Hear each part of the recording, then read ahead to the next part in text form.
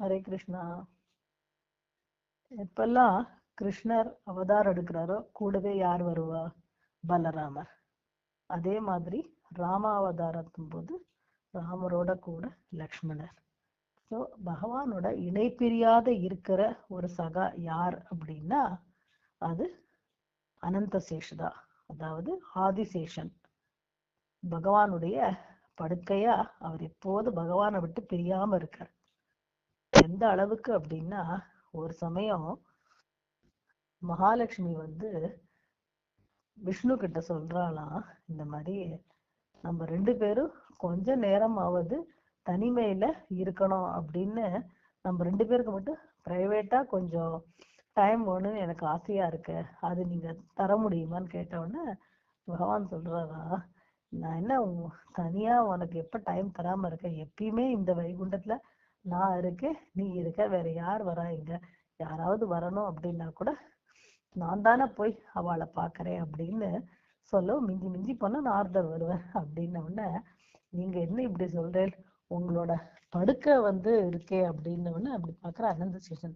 ஒரு கண்ணு இல்ல, அவருடைய 1000 தலையில தலையுள்ள நாகம் தானே ஆதிசேஷன். சோ 1000 தலையில இருக்கிற 1000 கண்ணால மொத்த நேரமும் உங்களையே வெச்ச கண்ணை வாங்காம பார்த்துட்டு இருக்க. இதுல அவரை வச்சுண்டு நீங்க எனக்கு பிரைவேட்டா டைம் தரேன்னு சொல்றேன் இல்லையா அப்படின்னு கேட்டாலாம். அப்பதான் பகவான் சொல்றதா, சரி நான் ராமாவதாரம் எடுக்கும்போது உனக்கு நான் தனியா டைம் தரேன்னாரா, ஆனா அப்படியும் காட்டுல கூட லக்ஷ்மணர் வந்துடுறார்.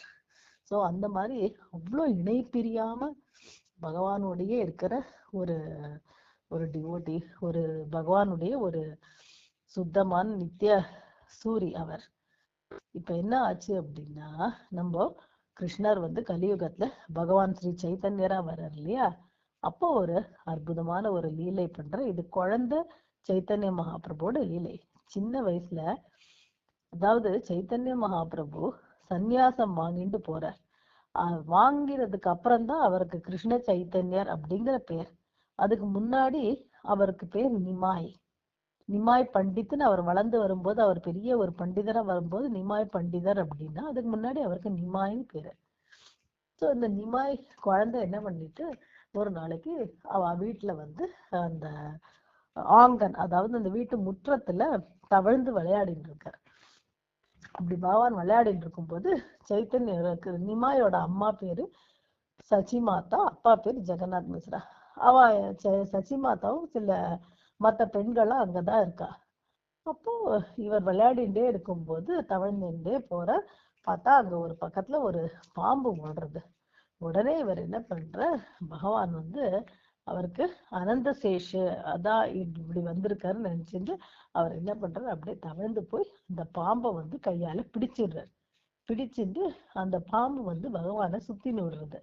நிமாய சுத்தின்றவன ரொம்ப அழகா அந்த பாம்பு மேல ஹாயா படுத்துன்னு விடுற. படுத்துட்டு காலை மேல போட்டுட்டு குழந்தை ஏதோ ஒரு நல்ல குஷன் சோஃபால கம்ஃபர்டபுளா படுத்துட்டா எப்படி இருக்கும் அந்த மாதிரி குழந்தை படுத்துட்டு இருக்கு. துளி கூட பயமே இல்லாம அந்த பாம்புடைய அந்த வாழை கைய பிடிச்சிட்டு ரொம்ப இருக்கிறதுலே ரொம்ப என்ஜாயிங் மொமெண்ட் மாதிரி ரொம்ப சந்தோஷமா இருக்கார் நிமாய். அப்போ கொஞ்ச நேரம் கழிச்சு திடீர்னு இந்த லேடிஸ் எல்லாம் பார்த்துடுறா. பார்த்த உடனே எல்லாரும் சச்சிமாதா சொல்ல, சச்சிமாதா சச்சிமாதா ஏதோ ஒரு பாம்பு குழந்தைய சுத்தின்னு விடுத்த, என்ன ஆச்சு தெரியலையே அப்படின்னு பாக்குறா. எல்லாருக்கும் ஒரே ஆச்சரியம். அதாவது பாம்பை பார்த்தாலே எல்லாருக்கும் பயப்படுவா.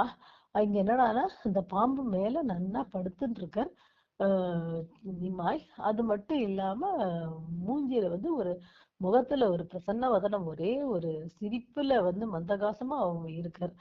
அப்போ அந்த நல்ல நிமாய் தக தக தகன்னு கோல்டன் கலர்ல இருப்பார். குழந்தை தங்க விக்கிரகம் மாதிரி, குழந்தைங்கிறமே அந்த தங்க விக்கிரகம் மாதிரி நிஜமாவே ஒரு குழந்தைன்னா அது நிமாய் தான். அப்போ அவர்